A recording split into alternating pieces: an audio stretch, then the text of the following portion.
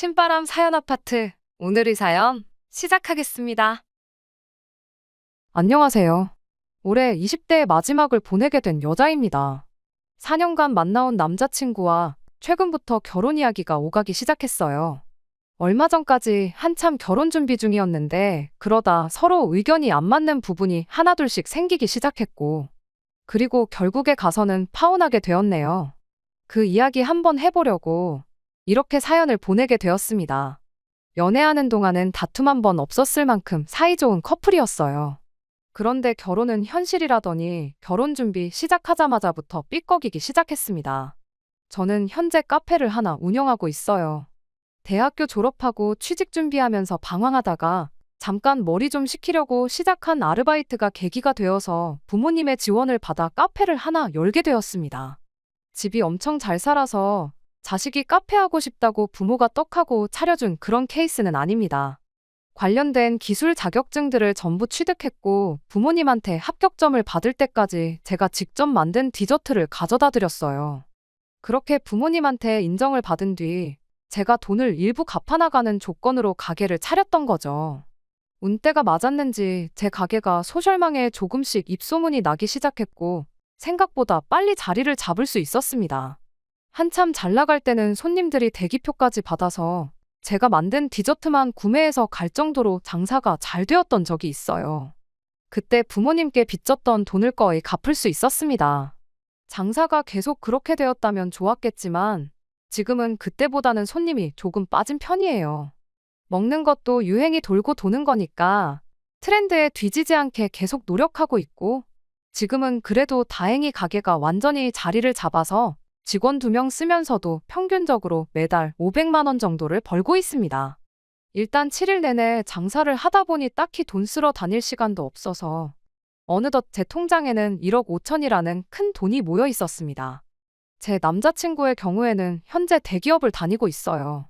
연봉은 9천 정도 받고 있고 현장직이다 보니 정년까지도 문제없다는 식으로 늘 저에게 그렇게 말을 했었습니다.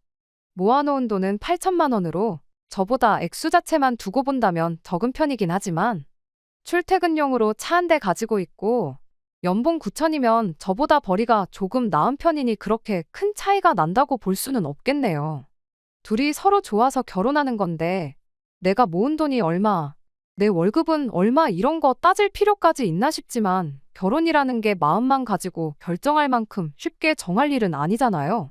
사실 벌이랑 모아놓은 돈만 가지고 말해서 그렇지 따지고 보면 저는 제 이름으로 가게가 있기 때문에 권리금이랑 이런 거 따져보면 솔직히 당장만 두고 보면 남자친구보다 훨씬 더 해오는 거나 마찬가지거든요. 그런데 그런 건 생각도 안 하고 사소한 거 하나하나 따지고 들기 시작하니까 연애할 때랑은 다르게 사소한 걸로 자꾸 다투게 되더라고요. 그야 연애할 땐 그런 조건 같은 거 서로 알 필요도 없었던 걸 테니 어찌 보면 당연한 일이긴 한 것 같네요. 자랑하려는 건 아니지만 말씀드렸다시피 저희 부모님이 경제적으로 적당히 여유가 있는 편이세요. 두 분 노후 준비도 다 끝나 계신데 저희 아버지는 아직도 경제 활동을 하고 계시지요. 제 위로 오빠가 한 명 있는데 이미 결혼을 했다 보니 더 이상 크게 돈 들어갈 일도 없으시고요. 제가 결혼하면 오빠랑 똑같이 해주신다고 하긴 하셨는데 그 돈은 이미 따로 준비가 다 되어 있는 상황이기까지 합니다. 그래서 제가 여태껏 모아놓은 돈이나 가게를 제외하더라도 당장 결혼한다 하면 부모님께 2억 정도를 받아올 수 있는 상황이에요. 남자친구 부모님은 저희 부모님과 동년배의 분들이십니다. 그런데 경제 활동을 따로 안 하고 계세요. 그 이유가 참 어이없는 이유였습니다. 아들이 좋은 직장에 높은 연봉 받으면서 일하는데 더 일할 필요가 뭐가 있다면서 그렇게 바로 은퇴를 하셨다대요. 그래서 남자친구가 현재 집안의 가장 아닌 가장이 되어 있는 상황이고요. 그 이야기를 들으니 거의 한 달에 600 가까운 월급을 받으면서 모아놓은 돈이 그것밖에 안 되는 이유가 왜였는지 알겠더라고요. 월급도 월급이고 대기업이니만큼 해마다 성과급도 있을 텐데 모르긴 몰라도 600만 원만 받는 게 전부는 아닐 거라는 확신도 있는데 그런데도 모아놓은 돈이 그 정도라는 건 뭔가 이유가 있어서 그런 거였겠죠. 아무튼 그거야 여지껏 그래왔으니 되돌릴 수도 없는 거고 그냥 묻고 가려고 했어요. 대기업 들어갈 만큼 기술을 배울 때까지 남자친구가 부모님 도움을 받았을 거 아니겠나요? 저 또한 가게를 부모님 돈으로 차렸었고 그 돈을 갚았으니 남자친구 또한 부모님께 받은 만큼 갚은 거라 생각하기로 했어요.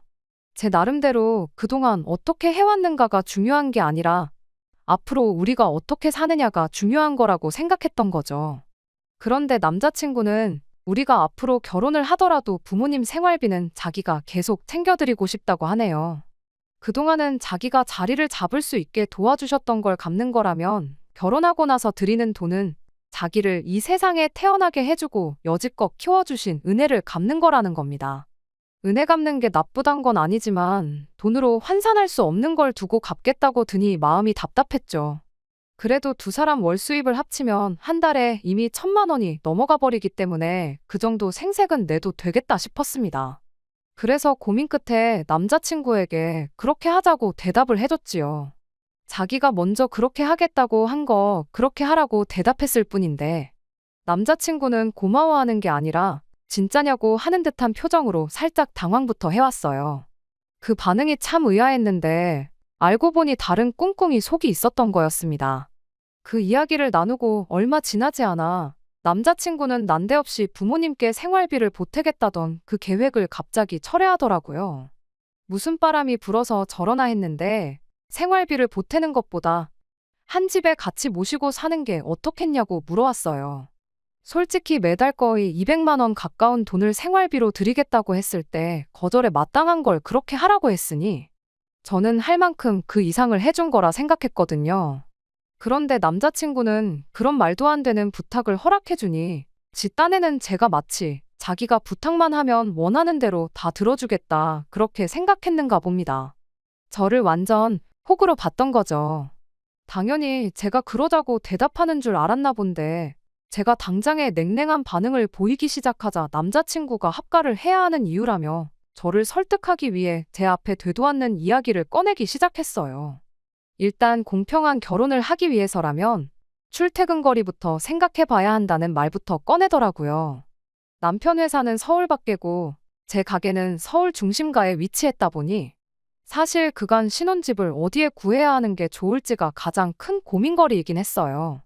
제가 3억 5천 정도 있고 남자친구가 1억 가까이 모아놓은 상황이다 보니 당장 집을 구하면 충분히 구할 만큼이긴 했지만 두 사람 출퇴근 거리를 만족시킬 만한 중간 지점이 아무래도 위치다 보니 두 사람 모은 돈 가지고는 택도 없었고 거액의 대출을 받자니 남자친구 집에 생활비까지 내주면서 이자를 내는 건 오히려 손해에 가까운 결정이었습니다.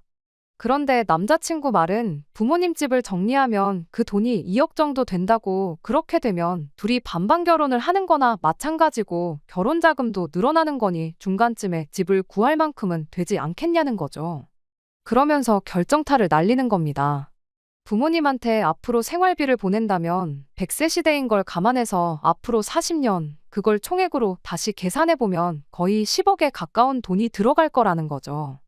그러니까 따지고 보면 생활비 안 드리고 부모님 집 팔아서 결혼하는 게 저한테 있어서 12억이나 이득을 보는 일이라는 거예요. 무슨 할머니들 등쳐먹는 약장수 같은 소리를 하고 있냐고 말도 안 되는 소리 하지 말라고 했어요. 결혼하자마자 시부모를 모시고 살게 생겼는데 그게 어떻게 어딜 봐서 공평한 반반 결혼이냐고요. 지나가는 개가 들어도 내가 손해인 거 알겠다고 아무나 붙잡고 그게 진짜 공평해 보이는지 한번 알아보라고 했죠. 그랬더니 남자친구가 한다는 소리가 그러면 우리는 주말 부부를 해야 한다는 거예요. 자기는 부모님 집에서 출퇴근하면 훨씬 덜 피곤하고 좋은데 저 때문에 안 그래도 일하느라 지친 몸 출퇴근하다가 몸이 축나겠다면서요. 그러니 집은 제 돈으로 제가 편한 데에다가 얻고 그리고 우리는 결혼해서 주말 부부를 하자는 겁니다. 공평하게 한 주는 자기가 올라오고 한 주는 제가 내려가고 하는 식으로 하자는데 이 인간한테는 공평하다는 말이 자기가 무조건 유리하게 만드는 상황을 두고 하는 말처럼 느껴졌습니다. 주말에만 얼굴 보고 살면 괜찮겠냐며 협박 아닌 협박을 하는 꼴을 보고 있자니 저도 슬슬 인내심의 한계가 오기 시작했지요. 주말 부부 할 거면 지금 연애하는 거랑 뭐 딱히 달라지는 거 있냐고요. 내가 내 돈만 가지고도 충분히 독립해서 살 수 있는 상황인데 굳이 결혼해서 시어머니까지 모시고 살 이유가 있어 보이냐고 남자친구한테 되물었습니다. 그랬더니 남자친구가 이리 말하더군요. 그럼 제 돈으로 집을 하나 구해서 그 집에 자기 부모님이 살게 하면 어떻겠냐는 겁니다. 우리들은 근처에 전세 얻어서 신혼살림 차리는 쪽으로 하고요. 그렇게 되면 부모님이 가까이 사는 만큼 우리 집에 자주 들릴 수 있게 될 텐데, 그럼 어머니가 일하느라 바쁜 우리 대신에 집안일도 대신해주고 그러시지 않겠냐. 그럼 우리도 따로 월급 주듯이 드릴 수 있지 않겠냐는 거죠. 게다가 그렇게만 해주면 자기 부모님 집은 집대로 남아있어서 두 분 노후 대책으로 쓸 수도 있지 않냐는 겁니다. 어이가 없어서 번거롭게 내 돈으로 집을 구해서 당신 부모님을 살게 할 이유가 있냐고. 그리고 현찰 자체만 두고 보면 내가 훨씬 많은데 내 돈으로 신혼집을 구하고 당신 돈으로 부모님이 새들어 살 집을 구하는 게 이치상 맞지 않냐 따졌어요. 그랬더니 남자친구가 한다는 소리가, 원래 결혼할 때 집은 남자가 해오는 거 모르냐고. 너는 혼수로 우리 부모님한테 집을 하나 얻어주는 거라 생각하면 쉽지 않냐는 거예요. 그래서 혹시 그 뜻이 당신이 집 해오면 집 명의는 누구 이름으로 하는 거냐 물었더니 자기가 집 해오는데 자기 명의로 하는 게 당연하지 않겠냐고 당당하게 대답하더군요. 더 길게 두고 볼 게 없어서 그냥 결혼은 없던 일로 하자고 했습니다. 남자친구가 장난치지 말라는 듯이 자기가 집도 해오고 다 해오겠다는데 뭐 그렇게 까탈스럽게 구냐고 하더라고요. 내가 농담하는 것 같냐고 말하고 자리에서 일어나니 그제서야 사태의 심각성을 깨달았는지 자기가 잘못 생각한 것 같다고 그냥 부모님께 생활비 보내드리는 걸로 하겠다고 하는 겁니다. 저렇게 사과하고 나서는 걸 보니 자기가 어느 부분부터 말도 안 되는 억지를 부리고 되도 않는 애누리질을 하려고 했는지는 진작부터 알고 저랬다는 게 뻔히 보이더라고요. 제가 뒤도 안 보고 무시하고 지나가니 제 앞까지 쫓아와서는 자기 같은 남자 찾기 힘들 거라고, 후회할 거라고 하는 거예요. 그 잘난 연봉 이야기를 하면서 자기가 앞으로 벌어올 돈이 얼마인지나 아냐면서 장사하는 제 매출은 비슷비슷하거나 줄어들 일만 남았지만 자기는 앞으로 연봉이 오를 일만 남았답니다. 성과급도 거의 몇 달치 월급이 들어온다나요. 저보고 계산기 잘 두들겨 보라고 지금 자기한테 사과하면 그냥 넘어가 주겠다고 뻔뻔하게 말을 하더라고요. 그 말이 끝나자마자 구둣발로 정강이를 콱 찍어버렸습니다. 공부만 한 새님이라 그런지 맷집이 없어서 으악하고 다리를 부여잡고 바닥에 주저앉더라고요. 애초에 부모님한테 생활비 드린다는 거 허락해줬을 때부터 나한테 고맙다고 절을 해도 모자랄 상황이었다는 거 몰랐냐. 그 말도 안 되는 걸 허락해줬더니 내가 어디까지 괜찮다고 하는지 한번 테스트해 본 거냐고 따졌어요. 내가 너 같은 남자 다시 찾기 힘들어서 후회하는 것보다 시부모 노후 평생 책임지겠다는 남편 괜찮다고 하는 여자 찾는 게 더 힘들 거라고. 어디 누가 더 힘들런지 한번 보자고 한마디 쏘아붙이고 돌아왔습니다. 결혼을 전제로 시작한 연애가 아니다 보니 남자친구가 그렇게 부모님 모시고 싶어 안달이 난 사람이라는 걸 미리 알 방법은 없었어요.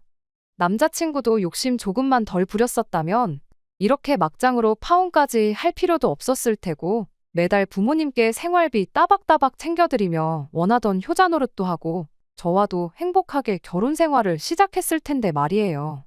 4년 세월을 함께 했지만 아쉬움은 전혀 들지 않고 오히려 속이 후련한 걸 보니 아마 저도 속으로는 남자친구가 부모님께 생활비를 드린다고 해서 고민했을 때부터 이 결혼이 틀렸다는 걸 본능적으로 느끼고 있었던 것 같아요. 언젠가는 이 결정에 대해 스스로에게 자랑스러운 날이 올 거라고 생각합니다. 당장 연애를 하는 것보다 카페 해오면서 제가 직접 유학도 다녀오고 싶어 봤는데 더 공부할 게 있는지 찾아보고 한번 그쪽으로 알아보려고 합니다. 두 번째 사연입니다. 안녕하세요. 똥 묻은 개가 겨 묻은 게 나무란다더니 지 자식 교육은 개떡같이 시켜놓고 억지 쓰는 신호와 영 끄는 이야기를 하러 온 결혼한 지 24년 된 50대 주부입니다. 남편과는 눈에 넣어도 아프지 않을 아들 하나, 딸 하나를 두고 있어요. 하지만 제가 오늘 이렇게 사연을 쓰게 된 건 제 자식들 때문이 아닙니다. 바로 시조카들 때문이에요. 정말이지 제가 이 나이에 시조카들 때문에 어머님한테까지 시달리게 될 줄은 상상도 못했어요. 남편의 형제관계는 이남 일녀로 남편은 그중 장남입니다. 바로 밑에 서방님과는 3살 차이고 막내 신우와는 10살도 넘게 차이가 나요. 여기까지 들으면 대부분의 사람들이 신우가 막둥인가 보다고 생각하지만 사실 남편과 시동생을 낳아주신 어머님은 지병으로 일찍이 돌아가셨어요. 이후로 도저히 혼자서 아들 형제를 키울 수 없겠다고 판단하신 아버님께서 지금의 어머님과 재혼을 하셨다 들었습니다. 신우는 어머님이 데려온 딸이고요. 남편과 시동생 그리고 어머님의 관계는 솔직히 아주 편하지는 않지요. 남편이 말하길 두 형제가 한창 사춘기이던 시기에 아버님께서 조금의 언질도 없이 어머님을 새어머니라고 모셔오셨다대요. 거기다 저희 어머님 성격이 보통이 아니시거든요. 지금이야 나이가 드셔서 한풀 꺾이긴 했지만 다른 사람한텐 엄하고 본인한텐 한없이 관대한 분이라고 해야 하나.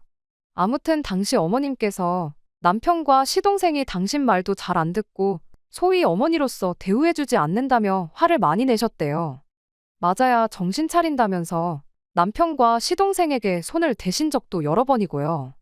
그래도 이제는 세월이 많이 흘러서 그런가 서로 그런 티는 거의 안 내요.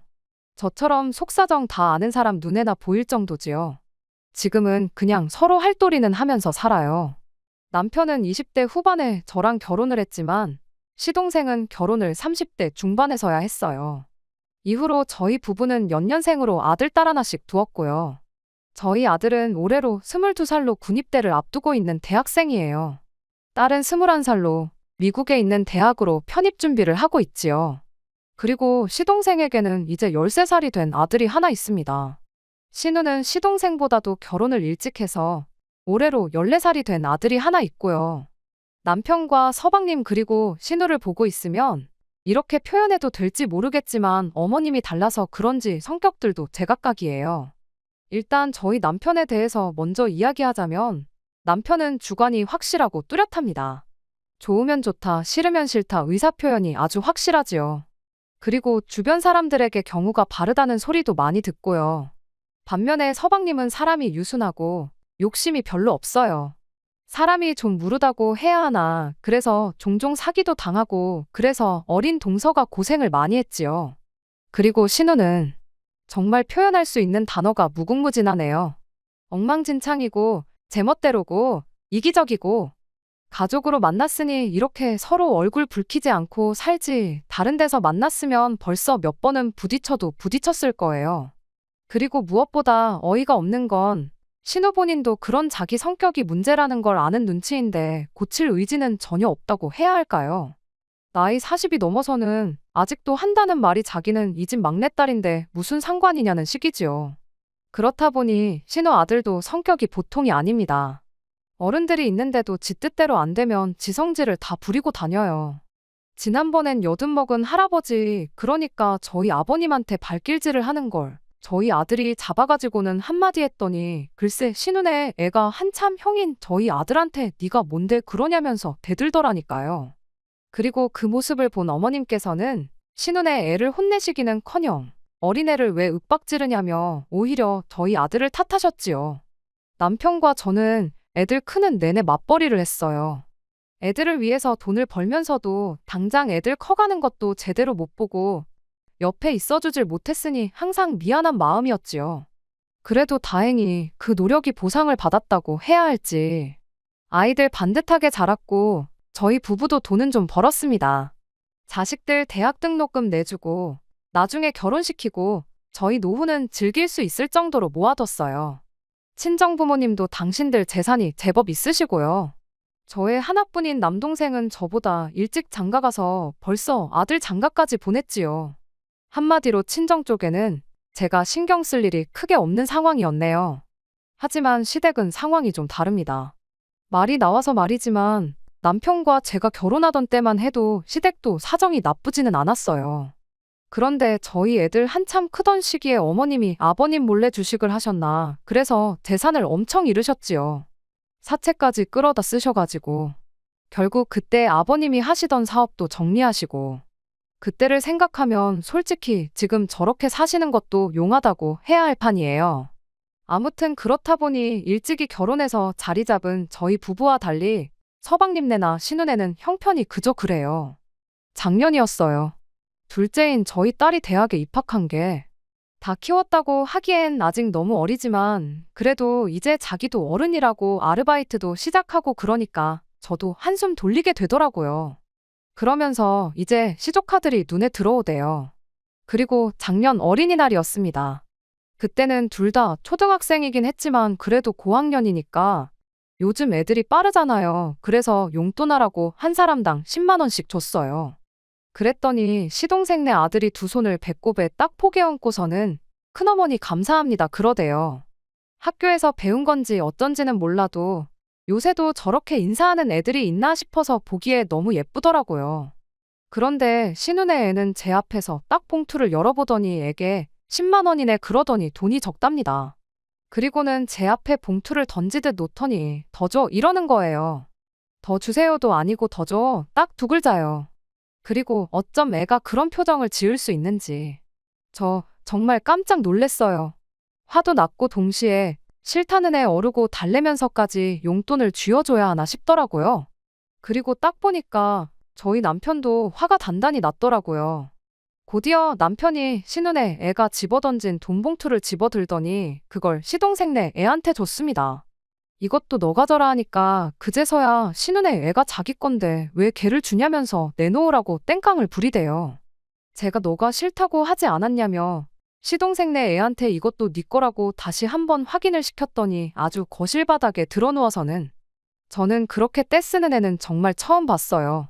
그러자 어머님까지 나서서는 어른이 애를 상대로 뭐 하는 거냐고 저에게 한 소리 하셨습니다.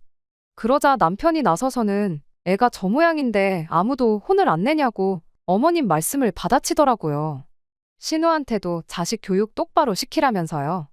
저도 사람인데 하물며 제 배 아파서 낳은 자식도 아닌데 어떻게 시조카들이 똑같이 예쁠 수가 있겠어요. 공손하고 말도 조근조근하는 서방님네 아들이 저는 훨씬 좋더라고요. 신우네 애는 뭐 솔직히 인사를 한번 똑바로 하기를 하나 그렇다고 신우가 저희한테 잘하는 것도 아니지 정을 줄래야 줄 수가 없었습니다. 그러다 작년 연말에 남편 지인으로부터 모 호텔 식사권이 선물로 들어왔어요. 그런데 저희는 이미 그 호텔에 예약을 해둔 상황이었거든요. 굳이 두 번씩이나 갈 필요가 있나 싶어서 어떻게 할까 고민을 하는데 남편이 지나가는 말처럼 시동생네 아들이 이번에 그림 그리는 대회에서 우수상인가 받았다고 하대요. 그래서 그러면 축하도 할 겸 다 같이 가면 좋겠네 싶어서 시동생한테 주라고 했어요. 그런데 그 이야기가 신우 귀에도 들어갔던 모양이에요. 누가 흘렸는진 모르겠지만 센스껏 비밀로 했으면 좋았을 텐데 말이지요. 물론 제가 그걸 따지자는 건 아니고 그렇다고 저희가 나쁜 짓을 한 것도 아니잖아요. 그런데 신우가 아주 난리를 치더라고요. 우수상을 받았다길래 축하한다는 의미로 준 거라고 설명을 하니 자기 아들도 옛날에 그 상 받았었답니다. 이미 다 지난 일을 가지고 뭐 어쩌라는 건가. 이때부터는 저도 짜증도 나고 난처하고 그래서 오빠인 저희 남편한테 이야기하라고 했네요. 그런데 신우가 저희 남편이 아닌 어머님께 이 상황을 일렀던 모양입니다. 어머님께서 저한테 전화를 하시더니 다짜고짜 저를 나무라셨거든요.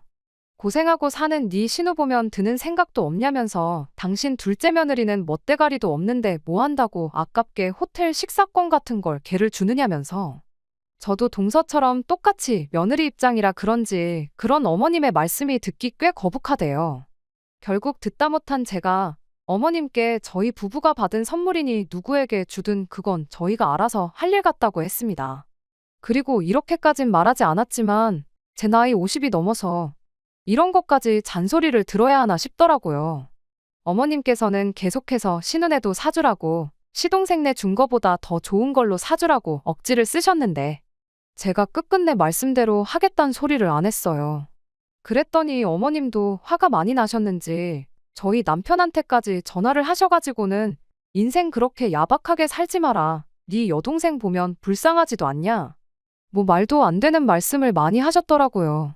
그런 어머님께 참다 못한 남편이 잘해주고 싶은 사람한테 잘해주는 건 우리 부부의 자유니까 너무 이래라 저래라 하지 마시라 하곤 전화를 끊었다대요. 하지만 여기까지는 얼마 전에 벌어진 일에 비하면 애교 수준에 가깝습니다. 설을 며칠 앞두고 있던 어느 날이었어요. 아들이 자기 방에서 게임기 하나를 들고 나오더니 시동생네 아들 이름을 꺼내면서 이거 걔 줄까? 하고 묻더라고요. 대학교 들어가고 아르바이트해서 산 비싼 게임기였기에 제가 이제 안 할 거냐고 아깝지 않냐고 물었어요. 그랬더니 곧 군대도 가니까 자기가 가지고 있어봤자 별로 쓸모가 없을 것 같다대요. 그래서 네 물건이니까 너가 알아서 하라고 했어요. 이후로 며칠 뒤 아들이 친구들 만나러 가는 길에 서방님네 들려서 전해준 모양입니다. 동서한테 전화가 와서는 사실 그 집 아들, 그러니까 시조카가 예전부터 갖고 싶다고 노래를 부르던 건데 형편이 빠듯해서 못 사주고 있었다대요. 그러면서 너무 고마워하길래 저는 괜찮다고 누구든 잘 쓰면 좋지 그렇게 답했습니다. 그리고 이번에는 동서한테 입단속을 시키긴 했어요. 괜히 신우기에 들어가면 골치 아프니까 우리끼리만 알고 있자고요. 하지만 생각해보면 어른들끼리나 입을 맞추는 게 되지 애들이 그런 속이 어디 있겠어요. 지난 설 당일이었습니다. 어머님 아버님이 사시는 집은 평수가 작아서 다 같이 모이기엔 조금 빠듯해 저희 집에 온 식구가 모였지요. 느지막이 도착한 신우는 어머님 아버님 말동무 해드린답시고 음식 준비하는데 쏙 빠져 있었고 저랑 동서만 부엌에서 식사 준비를 하고 있었는데 그때 작은 방에서 애들 싸우는 소리가 들려오더라고요. 말이 좋아 싸우는 거지. 이번에도 시동생네 애가 일방적으로 당하고 신우네 애가 악다구니를 쓰는구나 싶었습니다. 그리고 곧이어 신우네 애가 뛰어나와서는 제 아들한테 소리를 지르기 시작하대요. 왜 자기는 안 주고 쟤만 주냐면서 뺏어달라고 당장 자기도 달라고. 나중에 동서가 엄청 미안해하면서 말하기를 자기는 애더러 분명히 게임기는 가져가지 말라고 했대요. 그런데 애가 뭐 그런 속이 어디 있어요. 그냥 자랑도 하고 싶었을 테고. 기어이 게임기를 챙겨와서는 방에서 몰래 게임을 하다가 신우네 애한테 딱 걸렸던 거지요. 아무리 그래도 그렇지. 신우네 애 고작 14살인데 22살 먹은 형인 저희 아들한테 야 너 소리는 기본이고 지 기분 나쁘다고 계속 찾아가며 욕을 하는데 기도 안 차대요. 그런데 신우는 그런 애한테 따끔하게 야단을 치기는커녕 자기까지 나서서는 저희 애한테 뭐라고 하는 겁니다. 형이 돼가지고 동생들 차별이나 한다면서 급기야 어디서 보고 배운 버르장머리냐고 다그치기까지 했지요. 그러자 저희 애도 황당했는지 잠깐 멈칫하더니 곧장 신우더러 고모 말씀이 너무 심하신 거 아니냐고 제 물건인데 제가 누구한테 주던 그게 무슨 상관이냐고 따지더라고요. 그러자 이번엔 어머님까지 가세하셔가지고는 저희 아들을 나무라기 시작하셨습니다. 하는 짓이 어쩌면 인정머리라곤 하나도 없다면서 아주 지 부모들을 쏙 빼닮았다나요. 그때 솔직히 당신 친아들이었어도 저희 남편이나 저한테 저렇게 말씀하실 수 있었을까 싶었지요. 하지만 이런 재충격과는 별개로 어머님께선 계속 당신이 하고 싶은 말만 퍼부으셨습니다. 그리고는 신우네 애를 끌어안고서는 말 그대로 어구어구 내 새끼 하시더라고요. 그러면서 시동생네 애한테 게임기를 가지고 오라 하시더니 그거 형인 신우네 애한테 양보하라고 하시는 게 아니겠어요? 시동생네 애가 할머니가 형한테 양보하라는데 그 순에 빠진 애가 싫다고 할 리도 없었고 애가 있는 대로 풀이 죽어서는 게임기를 들고 나오는데 차라리 못 준다고 신우네 애처럼 낮아빠졌으면 좋겠다 싶대요. 도저히 더는 그 꼴을 볼 수 없었던 제가 결국 어머님께 한 소리 했습니다. 아무리 팔이 안으로 굽는다고 해도 그렇지 사람 마음이 가는 것까지 어머님 입맛대로 하실 수는 없는 거라고요. 나이 차이는 겨우 1살인데 어머님은 보면 모르시겠냐.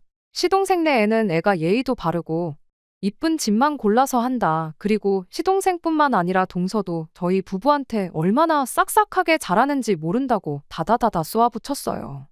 그리고 저희 동서 어머님 아버님께도 정말 잘해요. 그저 돈이 좀 없어서 물질적으론 좀 부족할 수 있을지 몰라도 생전 어머님 뒤에서 험담하는 법 없고 시댁일이라면 빼는 법이 없었거든요. 그러자 어머님께서는 기어이 하시면 안 되는 말씀을 하셨어요. 아주 두 형제가 지들끼리만 똘똘 뭉쳐서 불쌍한 당신 딸만 외롭게 한다나 어쩐다나. 그러면서 검은 머리 짐승은 거두는 게 아니랍니다.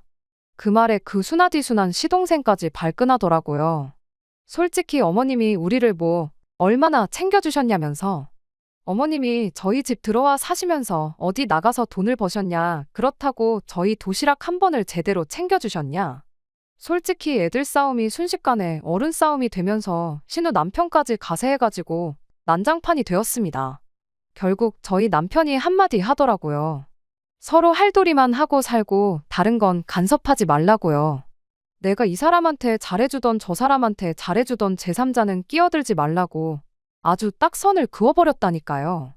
그리고는 신우한테 네 자식 교육 개같이 시키는 건 상관없는데 앞으로 네 자식이 지멋대로 굴어서 어른들이나 사촌들한테 실수를 하면 그건 부모 문제니까 그냥 안 넘어갈 거라고 경고장을 날렸지요. 솔직히 피 한 방울 안 섞이긴 했어도 거의 40년 가까운 세월을 가족이란 울타리 안에서 같이 지낸 사람들입니다. 그런데 그렇게 순식간에 냉랭해지는 걸 보고는 저도 생각이 많아지더라고요. 신우는 그런 저희 뒤통수에다 대고선 나중에 저희 애들이 시집장가 가면 자기도 가만 안 있을 거라는데 그건 또 무슨 개뼈다고 뜯어먹는 소리인지. 솔직히 저희 입장에선 저희 남편도 하는 말이지만 이제 와서 어머님 안 보고 신우 안 보고 산다고 아쉬울 게 뭐가 있겠어요? 뭐 입 아프게 이러쿵저러쿵 말할 것도 없고 자식 교육이나 똑바로 시켰으면 좋겠네요. 저도 머리가 아파서 더는 신경 안 쓰렵니다. 끝까지 들어주셔서 감사합니다. 오늘의 사연은 여기까지입니다. 구독과 좋아요, 알람 설정 부탁드리고 더 좋은 사연으로 다시 찾아뵙겠습니다. 감사합니다.